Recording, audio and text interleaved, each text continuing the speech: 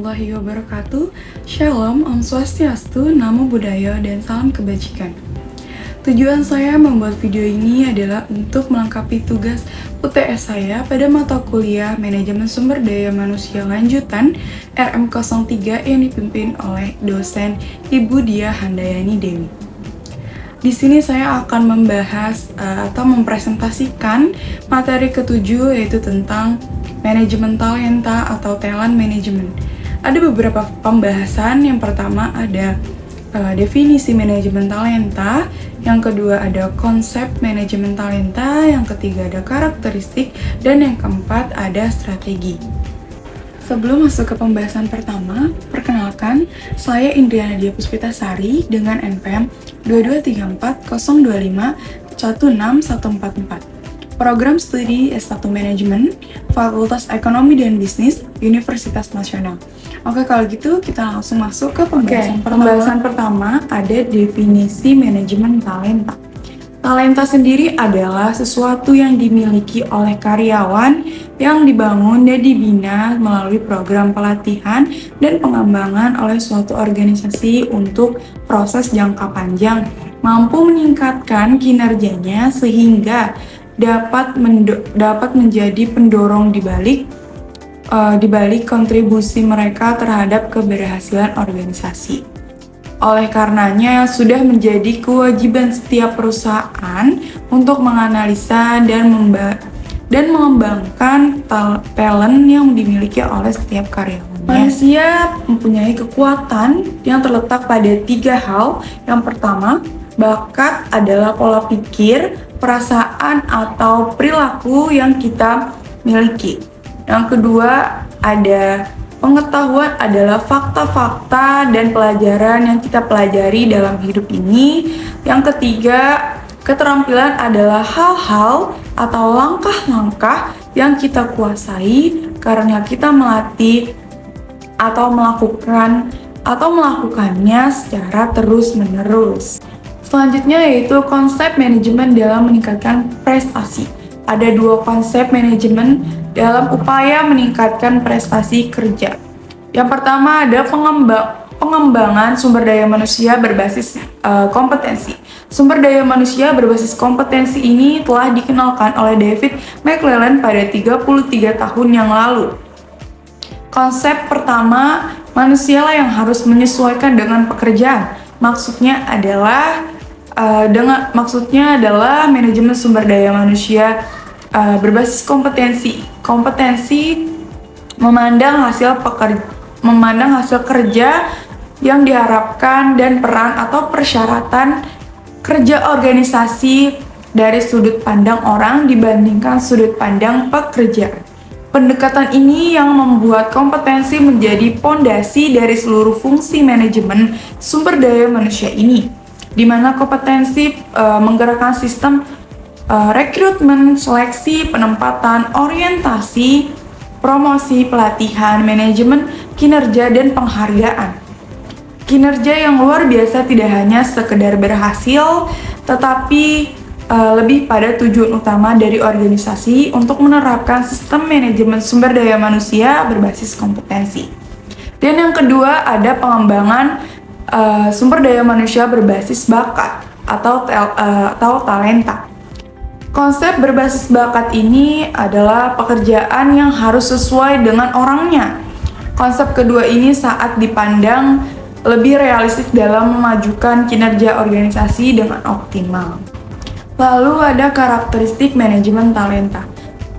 Manajemen talenta memiliki 4 karakteristik. Yang pertama, memiliki development mindset, yaitu perusahaan yang berhasil mengelola program manajemen talenta, mengembangkan pola pikir pengembangan. Yaitu suatu pola pikir yang mengutamakan pengembangan pribadi pegawai dalam perusahaan. Yang kedua, ada mengimplementasikan performance culture, yaitu perusahaan yang berhasil mengelola program manajemen talenta, memiliki, menghayati, dan mengimplementasikan budaya kinerja tinggi. Ini adalah suatu situasi ketika perusahaan berhasil menemukan indikator kinerja setiap posisi dan menjadikannya sebagai dasar untuk menilai keberhasilan seseorang. Yang ketiga adalah memiliki executive sponsorship, yaitu perusahaan yang berhasil mengelola program manajemen talenta selalu memiliki eksekutif puncak, board of director atau pemimpin senior yang menjadi sponsor atau pendukung utama pengembangan pegawai yang berpotensi tinggi. Yang terakhir ada menerapkan good HR information system. Perusahaan yang bagus dalam mengelola manajemen talenta ditandai dengan hadirnya infrastruktur investasi dan sistem informasi sumber daya manusia yang kuat. Selanjutnya ada strategi manajemen talenta. Strategi manajemen talenta merupakan suatu sistem yang terintegrasi yang dirancang untuk meningkatkan kinerja melalui proses menarik dan menyeleksi, mengembangkan, memanfaatkan serta mempertahankan pegawai yang memiliki keahlian dan bakat dalam rangka memenuhi kebutuhan organisasi saat ini dan di masa yang akan datang. Memiliki proses manajemen talenta yang kuat, memastikan bahwa organisasi secara efektif dan efisien meminimalkan pergantian karyawan, meningkatkan kinerja dan menjaga kebahagiaan dan serta kesejahteraan karyawan.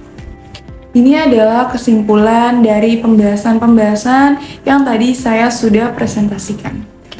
Ternyata manajemen talenta sangat penting bagi perusahaan yang memposisikan karyawannya sebagai aset perusahaan.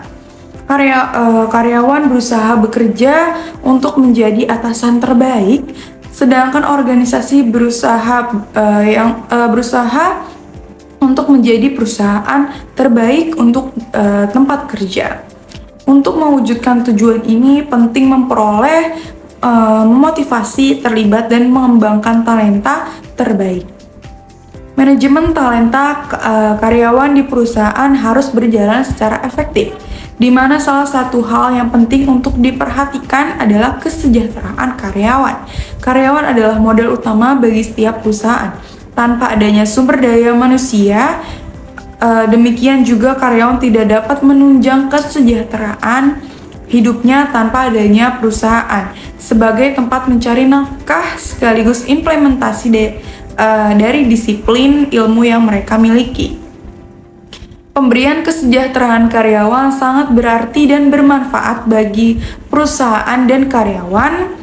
Program kesejahteraan karyawan sangat penting demi terwujudnya tujuan perusahaan. Tetapi program kesejahteraan karyawan harus disusun berdasarkan peraturan yang ada, berdasarkan asas keadilan dan kelayakan perusahaan dan berpedoman pada kemampuan perusahaan.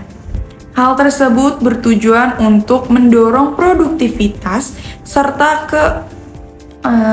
ketenangan kerja pada perusahaan. Dorongan semangat kerja, salah satunya adalah kesejahteraan bagi karyawan, dan pada akhirnya tujuan dan harapan dari perusahaan dapat terwujud. Orang ingin bekerja untuk perusahaan yang memberikan kompensasi secara adil dan kerja dengan dukungan program keseimbangan, memberikan kesempatan untuk belajar dan tumbuh, memberi mereka perasaan afiliasi dengan perusahaan, dan menawarkan mereka pekerjaan yang berarti. Baik, segitu hasil dari presentasi yang dapat saya sampaikan. Semoga bermanfaat untuk kita semua. Maaf apabila ada salah pengucapan. Sekian presentasi saya. Wassalamualaikum warahmatullahi wabarakatuh.